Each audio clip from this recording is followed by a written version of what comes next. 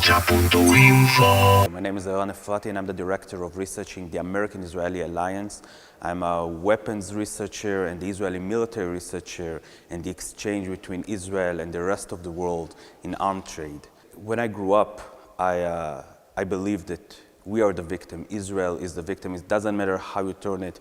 We are the victim and we have to defend ourselves before a second Holocaust will happen. What I realized throughout the military is that there are some people that want to think about it as a conflict. That's already better. But in fact, we're not defending ourselves from a second Holocaust, and it's not a conflict, it's an apartheid system of separation and control.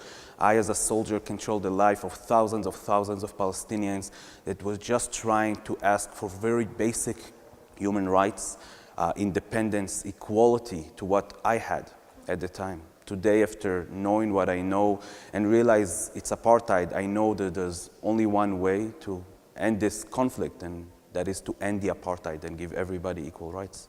We believe that the entire economy of the State of Israel is based on the occupation. If we're talking about the approvals that Palestinians need to get to work for Israel, their forced work, their labor for us, for the state, their economy is our economy, really. They're a captive market. The occupation produced technology and methods of control that we later on sell the entire world, including Spain, like training your police officers or selling you weapons. We make a lot of money on the occupation. And the only way we believe to stop the occupation is pressure from outside and stopping all economical trade with Israel. They call for a non-violent, strategic, tactic way that worked in South Africa in the 80s in calling the rest of the world not to cooperate with the apartheid state of Israel. This is what we're asking, and this is the only simple, moral tactic and strategy that you in Europe can do. And if you will do that, Israel will understand that it cannot enable us to do it any longer, and we will have to stop the occupation. The moment the occupation will not be profitable anymore for the State of Israel, the occupation will end, and I believe it will happen. The BDS movement really called for all kind of boycotts, sanction, and divestment from Israel. Economic is just one of them. But the cultural boycott, for example, is understanding that if the state, if Israel is sponsoring artists to come to Spain to perform here, or to the Basque Country to perform here, for example, they are not just coming as an artist. As an artist, they have a right to go all over the world and do whatever they want. But if they're representing the State of Israel, if they're receiving money from the State of Israel, they're becoming ambassador of a situation in which is this apartheid, in fact, on the ground. And in so, their art is really militarized for Israel. And that is something that the BDS movement is asking to boycott completely. You know, in Israel, we have a saying in Hebrew, it's not a country with a military, it's a military with a country. You know, in many ways, Israel is an occupying military that also have the state and the government. Any cooperation with any parts of the state is cooperating with the occupying military of Palestine. The apartheid was always the same. The set of laws was different, the same. You know, the military control was the same. Cruelty, separation of families, mass arrest, killing of thousands, administrative arrest, meaning without a judge or without a court, without knowing what you're accused of or seeing a lawyer or your family. That was always in place. Israel only had less than a year of not military control since 48 until today. In many other ways, it is getting worse. Every year that passes, the Israeli people are becoming more right-wing.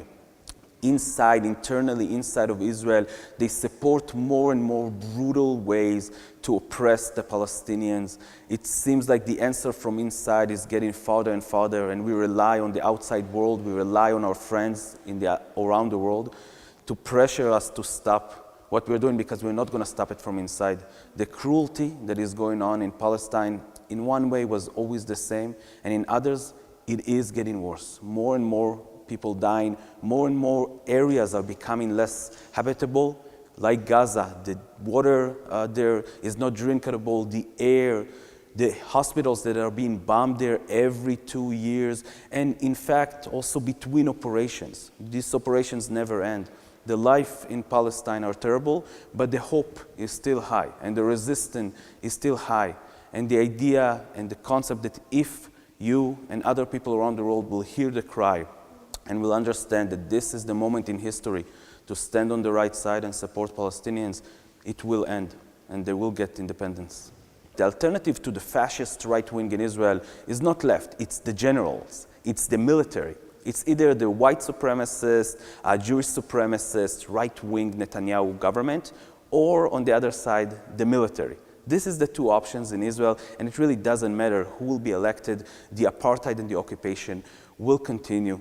The answer will not come from inside of the Israeli society or the Israeli election, an election where most Palestinians cannot vote for. I truly believe that the answer will come from outside, from economic, culturally, political pressure on the state of Israel, into the point that Israel will have to let go of their power because they understand that they're isolated in the world. And I do believe in a one democratic, secular state between the Jordan River and the sea where everybody are free, where everybody have the same right. I, as a Jewish Israeli, want that, not only because I support the Palestinian inspiration for freedom and equality, but because I don't want to live in an ethnocracy. I don't want to live in a religious state where my blood counts more than the blood of my friends in the occupied territories. I want to live in a one democratic state, and I believe it will happen in the near future. Okay.